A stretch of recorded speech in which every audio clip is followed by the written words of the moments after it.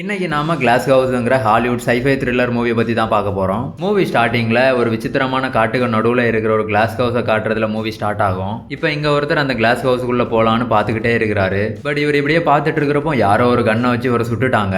அதனால உடனே அவர் அங்கேயே இறந்துட்டாரு. அதுக்கு பிறகு ஒரு 3 பொண்ணுங்க இங்க வந்து இறந்து போன அந்த ஆளோட பாடியை எடுத்துட்டு போய் ஒரு குண்டு தோண்டி அங்க புதைக்கிறாங்க. பி டைசி இவங்களுக்கு கேப்னு ஒரு பிரதரும் இருக்கிறான். இந்த கேப் அவனோட சின்ன ஏஜ்ல இந்த விசித்திரமான காட்டுல இருக்கிற ஒரு வைரஸ்னால அவனோட ஞாபக சக்தி இழந்துட்டான். அப்ப இருந்தே இந்த வீட்டுல இருக்கிறவங்க வெளியே வந்தாலே மாஸ்க் போட்டுட்டு தான் வருவாங்க. தென் இவங்களோட மாம் செத்து போன அந்த ஆளோட திங்ஸ் எல்லாம் ஒரு டேபிள் மேல எடுத்து வச்சு அஞ்சலி செலுத்துற மாதிரி பண்றாங்க. இப்ப வெளியே இருந்து இந்த கிளாஸ் ஹவுஸுக்கு யாரும் வரக்கூடாது. அப்படியே இங்க யாராவது வர ட்ரை பண்ணா இந்த ஃபேமிலி அவங்கள கொன்றுவாங்க. அப்படி கொல்ற டெட் பாடிஸ் இவங்க கிளாஸ் ஹவுஸ்ல வளர்க்குற செடிகளுக்கு உரமா போட்டுருவாங்க. ரியலாவே இப்ப எதுக்காக இங்க இருக்கிறாங்கன்னா இந்த காட்டுல ஸ்ட்ரெட்னு ஒரு வகையான வைரஸ் இருக்குது. அது எப்பவும் காத்துலயே தான் கலந்தே இருக்கும். அப்படி அது கலந்து இருக்கிற காத்தை யார் சுவாசிக்கிறாங்களோ ஞாபக சக்தி இழந்து கோமாக்கு போகவும் சான்ஸ் இருக்குது. அதனால இந்த ஃபேமிலி இப்படி ஒரு கிளாஸ் ஹவுஸை ரெடி பண்ணி இந்த வீட்டுக்குள்ளே கொஞ்சம் செடிகளை வளர்த்து அதுல கிடைக்கிற ஆக்சிஜனை சுவாசிச்சு வாழ்றாங்க. தென் இந்த பி புதுசா யாரும் இங்க வரவிடாம எப்பவும் ரொம்ப கவனமா பாத்துக்கிட்டே இருக்கும். இது இப்படி அங்க பாத்துட்டு இருக்கிற டைம் புதுசா அங்க யாரோ வர்ற மாதிரி தெரியுது. அப்படி பி யாருன்னு பாத்துக்கிட்டே இருக்கிற டைம் அந்த பர்சன் மயங்கி கீழே விழுந்துட்டாரு. உடனே பி அங்க போய் யாருன்னு பார்த்து அந்த பர்சன் அவங்களோட கிளாஸ் ஹவுஸுக்கு கூட்டிட்டு போகுது. பட் இவங்க ரூல்ஸ் படி ஸ்ட்ரேஞ்சர்ஸ் யாருமே இந்த வீட்டுக்கு வரக்கூடாது. அப்படி இருந்தும் பி இந்த மாதிரி வேற பர்சனை கூட்டிட்டு வந்தது அவங்க அம்மாவுக்கு பிடிக்கவே இல்லை. அப்ப அவங்க அம்மா கிட்ட பி சொல்லுது, ஒரு வேளை இந்த பர்சன் சின்ன ஏஜ்ல காணாம போன நம்ம பிரதரா இருக்கலாம்னு. அதை கேட்டதும் அவங்க அம்மா அந்த பர்சனுக்கு என்னாச்சுன்னு பார்த்து அவன் மேல இருந்த காயத்துக்கெல்லாம் கட்டு போடுறாங்க. நெக்ஸ்ட் சீன்ல அவங்க அம்மா கேபுக்கு ஒரு ஸ்டோரியை சொல்லி அவனை ஒரு செயின்ல கட்டி போடுறாங்க. ஏன்னா கேப் இப்ப ரொம்ப பெரிய பையன் ஆயிட்டான். அதே டைம் இந்த வீட்டுல வயசுக்கு வந்த பொண்ணுங்க கூட இருக்கிறாங்க. நைட் டைம்ல கேப் ஏதாவது பண்ணிடுவாங்கிற பயத்துல இந்த மாதிரி டெய்லி ஸ்டோரி சொல்லி ஒரு செயின்ல அவன் எங்கேயும் போகாத மாதிரி கட்டி போட்டுருவாங்க. நெக்ஸ்ட் டே மார்னிங் இவங்க அந்த காட்டுக்குள்ள இருந்து தூக்கிட்டு வந்த ஸ்ட்ரேஞ்சர் மயக்கம் தெளிஞ்சு பிஏ பாக்குறான். அப்ப ஈவி அங்க வந்து கேப் பெட்ல டாய்லெட் போயிட்டான், அதை கிளீன் பண்ணணும்னு பி கிட்ட சொல்லுது. அப்புறம் 2 பேரும் கேப் கிட்ட போறாங்க. அங்க போய் ஒரு துணியை தண்ணியில முக்கி கேப் கிட்ட கொடுத்து இதை வச்சு தொடன்னு சொல்றாங்க.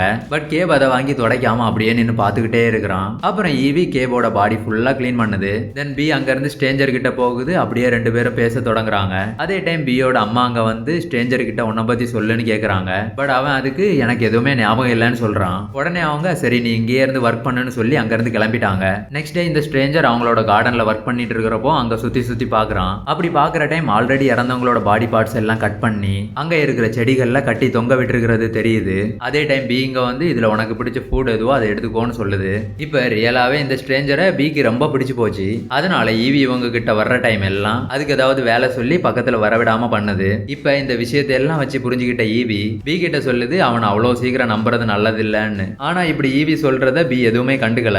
தென் பி அந்த ஸ்ட்ரேஞ்சருக்கு அதுக்கு பிடிச்ச பெயிண்டிங்ஸ் எல்லாத்தையும் காட்டுது. அப்ப அந்த ஸ்ட்ரேஞ்சர் அந்த பெயிண்டிங்ஸ்ல ஒரு பெயிண்டிங்கை பார்த்து அது யாருன்னு கேட்கறான். அப்போ பி அதுக்கு எதுவுமே பதில் சொல்லல. தென் நைட் எல்லாரும் டின்னர்ல இருக்கிறப்போ பி அந்த ஸ்ட்ரேஞ்சரை கூட்டிட்டு வந்து பக்கத்துல உட்கார வைக்க ட்ரை பண்ணுது. பட் அவங்க அம்மா அங்க இருக்கிறது லூக்காவோட பிளேஸ், அங்க வேற யாரும் உட்கார கூடாதுன்னு ஸ்ட்ரேஞ்சரை உட்கார விடல. அந்த டைம் இந்த ஸ்ட்ரேஞ்சருக்கு ஒரு டவுட் வருது, அப்படின்னா லூக்கா யாருன்னு. தென் அதை பத்தி ஈவி கிட்டையும் கேட்கறான். அப்ப ஈவி லூக்கா எங்களோட பிரதர்னு சொல்லுது. தென் நெக்ஸ்ட் டேல இருந்து இந்த ஸ்ட்ரேஞ்சர் டைசி கிட்ட க்ளோஸா பழகுறான். அப்படி பழகி பி அண்ட் ஈவியை பத்தி கேட்கறான். அதோட டைசி கிட்ட நான் உனக்கு ஒரு குதிரை பொம்மை பண்ணி தரேன், எனக்கு ஒரு கத்தி தருவியான்னு கேட்கறான். அப்போ டைசியும் அவனுக்கு ஒரு கத்தி கொடுக்குது. அப்புறம் அவன் டைசி கிட்ட லூக்கா எப்படி காணாம போனான்னு கேட்கறான். அப்ப டைசி அவனும் காணாம போகல, உன்ன மாதிரி இருக்கிறவங்கள பத்தி தெரிஞ்சுக்கிறதுக்காக வெளியே போனான்னு சொல்லுது. அப்படி அந்த ஸ்ட்ரேஞ்சர் டைசிக்காக ஒரு குதிரை பொம்மையை ரெடி பண்ணிட்டான். அதே டைம் கேப் இங்க வந்து இது ஒரு ஹார்ஸ்னு சொல்றான். அதுக்கு இந்த ஸ்ட்ரேஞ்சர் இது டைசிக்காகன்னு சொல்றான். அப்ப அந்த ஸ்ட்ரேஞ்சர் கிட்ட இருந்து அந்த பொம்மையை வாங்கி கேப் அசம்பிள் பண்ண ட்ரை பண்றான். பட் அவனால முடியல. அதனால கோவம் வந்து கேப் அங்க இருக்கிற திங்ஸ் எல்லாத்தையும் போட்டு உடைக்கிறான். தென் உடனே எல்லாரும் இங்க வந்து கேப்பை பிடிக்க ட்ரை பண்றாங்க. பட் யாராலையும் முடியல. அதனால இந்த ஸ்ட்ரேஞ்சர் என்ன இந்த செயின்ல இருந்து கலத்தி விடுன்னு டைசி கிட்ட கேக்குறான். அப்ப டைசியும் உடனே அந்த செயின்ல இருந்து அவனை கலத்தி விடுது. தென் ஃபாஸ்டா போய் அந்த ஸ்ட்ரேஞ்சர் அந்த கேபை பிடிச்சிட்டான். அப்ப கேபோட மதர் சரி இவனை இப்ப விடு, இவனுக்கு ஒன்னும் இல்லைன்னு சொல்லுது. தென் நெக்ஸ்ட் டேல இருந்து இவங்க அந்த ஸ்ட்ரேஞ்சரை கட்டி போடுறதை ஸ்டாப் பண்ணிட்டாங்க. அப்புறம் அந்த ஸ்ட்ரேஞ்சர் பி அண்ட் ஈவி கூட ரொம்ப க்ளோஸா பழக ட்ரை பண்றான். ஆனா ஈவி அவனை கண்டுக்கவே இல்ல. ஒரு நாள் அப்படியே இவன் ஈவி கிட்ட பேச ட்ரை பண்ற டைம் ஈவியோட அம்மா இங்க வந்து அவனை பார்த்துட்டாங்க.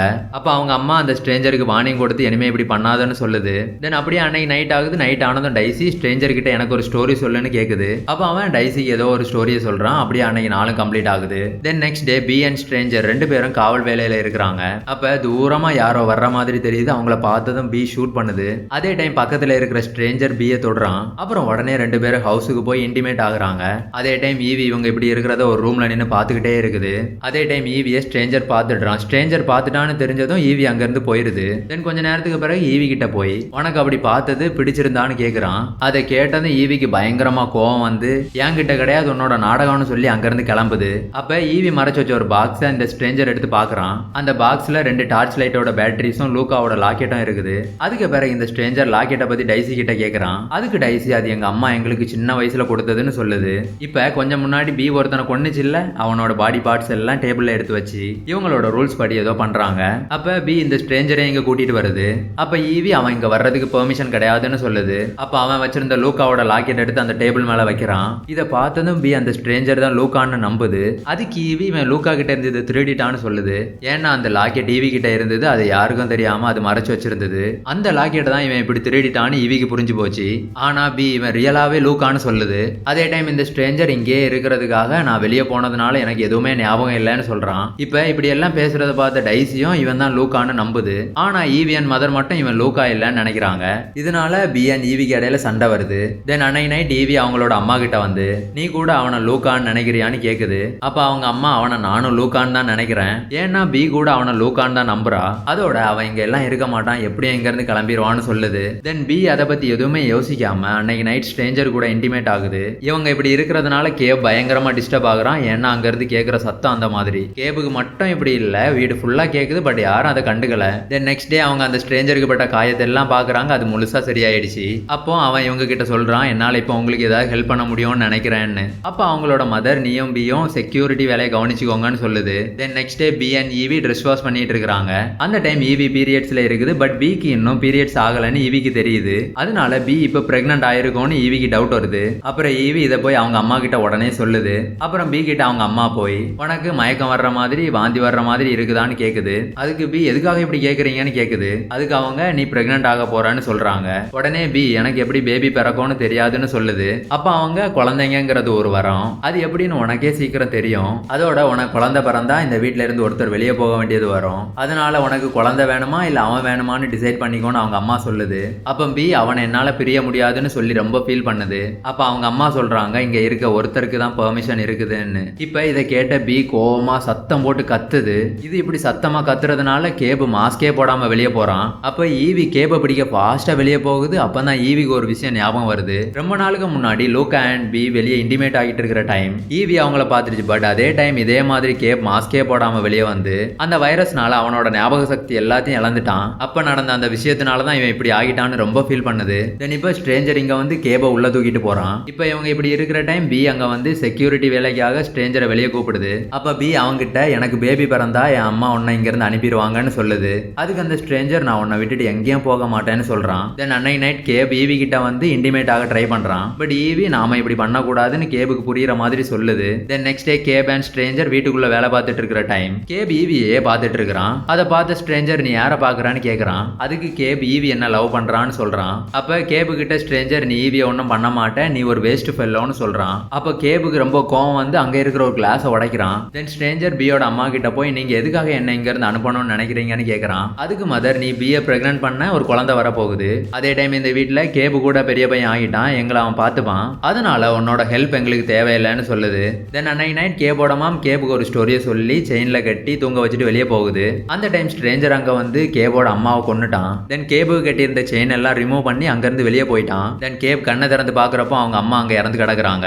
அப்ப ஸ்ட்ரேஞ்சர் இந்த ரூமுக்குள்ள வந்து எதுக்காக இப்படி பண்ண, எதுக்காக அவங்கள கொன்னான்னு கேக்குறான். அப்படி பேசுறத கேட்ட கேபுக்கு பயங்கரமா கோவம் வந்து நீ தான் எங்க அம்மாவை கொன்னுட்டேன்னு சண்டை போடுறான். அந்த சத்தத்துல கேபோட சிஸ்டர் 3 பேரும் இங்க வர்றாங்க.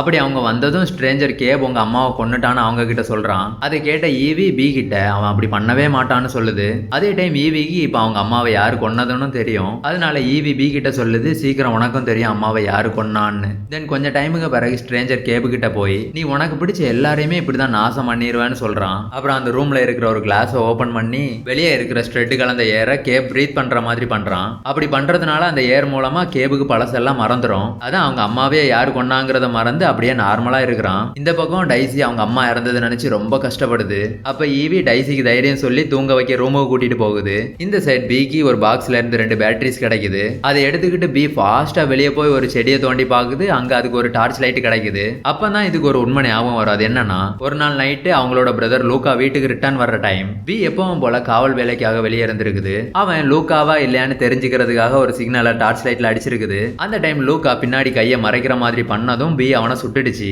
அதுக்கு பிறகு அவன் கிட்ட போய் பார்த்த பிறகுதான் தெரியும் அவன் லூக்கான்னு. அப்ப அப்படி தெரியாம பி பண்ணதுக்கு ரொம்ப ஃபீல் பண்ணி அழுது மாஸ்க ரிமூவ் பண்ணி ஸ்ட்ரெட் கலந்த காத்த சுவாசிச்சு அந்த விஷயத்த மறந்துடுச்சு. அப்படி அது மறந்த விஷயம் இந்த டார்ச் லைட்டை பார்த்தது ஞாபகம் வந்துடுச்சு. இப்ப அதை நினைச்சு ரொம்ப ஃபீல் பண்ணுது. தென் அதுக்கு பிறகு பி வீட்டுல இருக்கிறப்போ ஈவி பி கிட்ட வருது. அப்ப பி நான் இதெல்லாம் வேணும்னு பண்ணலன்னு ஈவிக்கு சொல்லுது. லூக்கா ஃபர்ஸ்ட் இறந்துட்டான்னு ஈவிக்கு தெரியும். அவன் இறந்த பிறகுதான் அவன் லாக்கெட்டையும் பிக்கு தெரியாம மறைச்சு வச்சிருந்தது. இந்த விஷயம் எல்லாம் தெரிஞ்சா இல்லனா ஞாபகம் வந்தா பிக்கு என்ன ஆகும்னு பயந்தே இது இவ்வளவு நாளா இதை யாருக்குமே சொல்லல. இப்ப பி இந்த விஷயத்தை எல்லாம் மறக்கலாம், வெளியே போய் அந்த காத்த சுவாசிக்கலான்னு ஈவியை கூப்பிடுது. ஆனா ஈவி நான் வரல நீ மட்டும் போன்னு சொல்லுது. அதே டைம் ஸ்ட்ரேஞ்சர் இங்க வர்றான். ஸ்ட்ரேஞ்சர் வந்ததும் பி உள்ள போயிருது. தென் டைசி இங்க வந்து கேபுக்கு ஏதோ ப்ராப்ளம் இருக்குதுன்னு சொல்லுது. அப்ப இவங்க ரெண்டு பேரும் கேபு கிட்ட போய் பார்த்துட்டு இருக்கிறப்போ பி இங்க வருது. ஈவி இப்போ ஸ்ட்ரேஞ்சரு கொஞ்சம் நெருக்கமா பழகுது. இதை புரிஞ்சுக்கிட்ட பி டைசி அங்க இருந்து வெளியே கூட்டிட்டு போகுது. அதுக்கு பிறகு ஸ்ட்ரேஞ்சரும் ஈவியும் இன்டிமேட் ஆகுறாங்க. Then next day morning B மதரோட பாடியை ஒரு டேபிள்ல எடுத்து வச்சு அந்த கிளாஸ் ஹவுஸுக்கு அவங்க சொல்லி தந்த ரூல்ஸையே ஃபாலோ பண்றாங்க. தென் கட் பண்ணி கொஞ்சம் டேஸ்க்கு பிறகுங்கிற மாதிரி காட்டுவாங்க. இப்போ பி பிரெக்னண்டா இருக்குது. அதோட பழைய விஷயங்கள் எல்லாம் மறந்து கேப மாதிரி தெரியுது. தென் கொஞ்சம் டேஸ்க்கு பிறகு கேப் ஒரு இடத்துல தோண்டி பார்க்குற டைம் அங்க பி அண்ட் ஈவியோட பாடிஸ் இருக்கிறது தெரியுது. அப்போ அதே நைட் அந்த கிளாஸ் ஹவுஸுக்கு யாரோ வர ட்ரை பண்றாங்க. அப்ப ஸ்ட்ரேஞ்சர் கேபுக்கு புது ஆள் இங்க வரணும்னா பழைய ஆள் இங்க இருந்து போகணும்னு சொல்லி கேப் ஒரு கன்னை வச்சு ஷூட் பண்ணிட்டான். இதோட ஃபில்மும் எண்ட் ஆகுது. ஓகே, இதான் ஃபில்ம். இன்னைக்கு இவ்வளவுதான். தேங்க்யூ.